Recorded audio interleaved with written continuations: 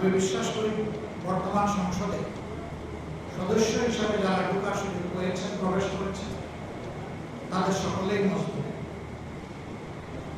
এর মধ্যে কেউ জেল থেকেছে, এর মধ্যে কেউ কুখ্যাত আয়না করেছে, এর মধ্যে কেউ ফাঁসির মঞ্চ থেকে ফিরে এসেছে, আবার এর মধ্যে কেউ নির্বাসন থেকেও দেশে ফিরে এসেছে। এরকম লোকদেরকে নিয়েই আমাদের বর্তমান সংসদ। এই সংসদ যদি মুসলিম জনগণের দুঃখ না বুঝে, তাইলে কোন দিনের কোন সংসদ বুঝবে? এটি হবে চরম লজ্জা। 54 বছরে দফায় দফায় সে ফেসিবাদ বাঙালি বাংলাদেশি জাতিকে এগিয়ে যেতে দেয়নি।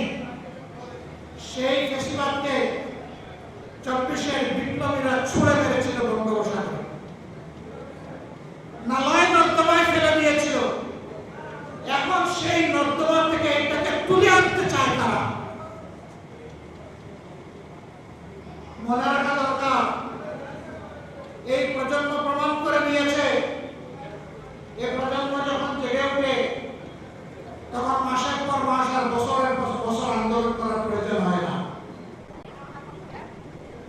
তখন ওদের মুক্তিকে যুদ্ধ করার সিদ্ধান্তই ফ্যাসিবাদীদের কলিজায় কাপড় ধরিয়ে দেওয়ার জন্য যথেষ্ট।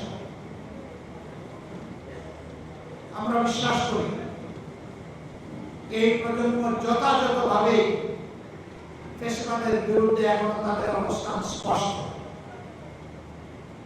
আমরা তাদের সাথে আছি, তারা আমাদের সাথে আছে। আমরা আপনাদেরকে কথা দিচ্ছি, প্রিয় বাংলাদেশে রক্ত মূল্য, জীবন মূল্য, জেল মূল্য, যত মূল্য দিতে হয়, ফ্যাসিবাদকে আর আমরা ফিরে আসতে দিব না ইনশাআল্লাহ। এবং এই লড়াই কোনো দলের জন্য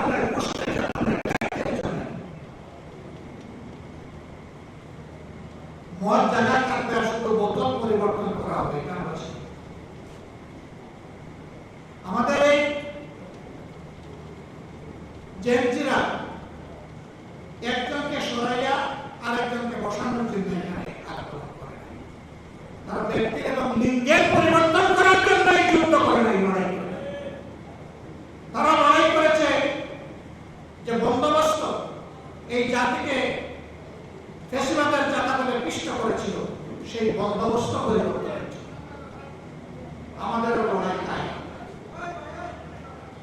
আমরা বিশ্বাস করি ন্যায় এবং ইনসাফের ভিত্তিতে একটা দেশ এবং জাতি গঠন করতে হলে একটা দলের নিজের ভিতরেই আগে ন্যায়, ইনসাফ এবং গণতন্ত্রের চর্চা হতে হবে।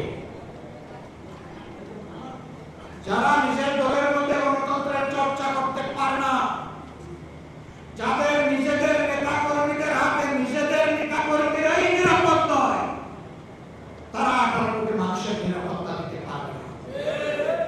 তারা জনগণকে গণতন্ত্র উপহার দিতে পারবে না। তারা ন্যায় এবং ইনসাফ জাতিকে উপহার দিতে পারবে না। জনগণ ঠিকই বুঝেছে, 24-এ জনগণ ঠিকই রায় দিয়েছে। হয়তো প্রশ্ন করতে পারেন, রায় যদি আপনারা পেয়ে থাকেন তাহলে সরকার গঠন করতে পারলেন না কেন?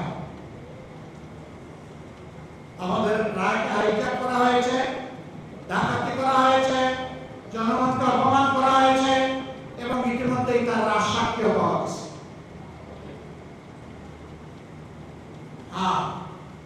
গুগু বারবার আসে দাম পেয়ে চলে যেতে, কিন্তু কপাল যখন মন্দ তখন কিন্তু জালে বেঁধে যায়। গুগু, তুমি একবার জনগণের ধান পেয়েছো, আবার খাওয়ার